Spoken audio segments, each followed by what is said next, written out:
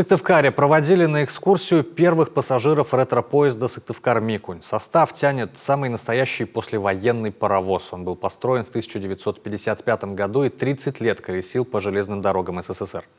Запуск междугороднего экскурсионного поезда инициировал глава республики. Это подарок к юбилею Коми. Елена Кононова тоже прокатилась ветерком. На вокзале Сыктывкара, кажется, время пошло вспять. На первом пути настоящий паровоз, словно с экрана очень старого кинофильма.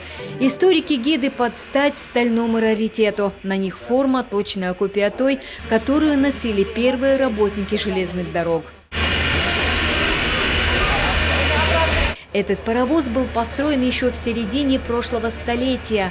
После 30 лет верной службы он долгое время простоял на пьедестале в качестве памятника в городе Шарья Костромской области. Спустя 3 десятилетия ветерана отреставрировали и вновь вернули на железную дорогу. Теперь он активно участвует в ретро-движении на Северной магистрали. Ретро-поезд, он пойдет по железной дороге из Сыктывкара в Микунь. И самое главное, что колорит этого в том, что те люди, которые постарше, помнят, насколько это было необычно, насколько это было всегда душевно, когда поезд именно давал свисток, дергал как положено, а не так, как сегодня мягко трогаются, даже не понимаешь, то ли ты стоишь, то ли ты едешь. Здесь все конкретно, паровоз свистит, дергает и начинается движение.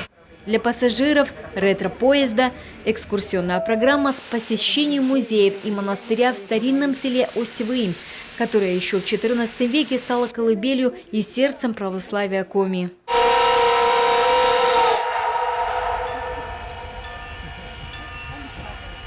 Вот он, знаменитый гудок. Первые пассажиры отправляются в путь. Железнодорожники уверяют, несмотря на солидный возраст, а паровозы 67 бегает он очень резво. Елена Кононова, Николай Богданов, телеканал Юрган.